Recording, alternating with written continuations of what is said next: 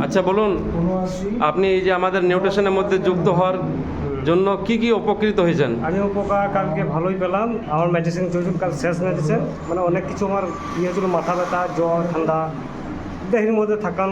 আমরা মিস্ত্রি লাইন কাজ করি, তো কথা হচ্ছে কালকে আমি উঠতে পারছিলাম না। সত্যি আমি এলাম, আসার পরে আমার একটু জিনিস মানে খাওয়ার পর হয়তো কিছু খারাপ লাগলো। তারপরে এমন মানে ভাব পেলাম যে দুনিয়ার মধ্যে আমি কিছু পেয়ে গেলাম।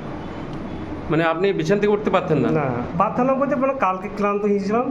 হ্যাঁ, এই এই ইউনিট আমি এইটা খাওয়ার পরে মানে ওষুধের থেকেও আরও বেশি কাজ করবে। এই নিউট্রিশনটা আপনার এই মানে শরীরের মধ্যে প্রয়োগ করার পরে আপনার শরীরে এমন একটা এনার্জি এলো যাতে করে আপনাকে লাগছে যে আমার মতো শক্তিশালী কেউ নেই। আর কেউ নাই, এখনও চলছে মেডিসিন। সকালে একবার খেয়ে গেলাম, এখনও খেয়ে। আচ্ছা, আপনার বাড়িটা কোথায়? আমার বাড়ি এখানে।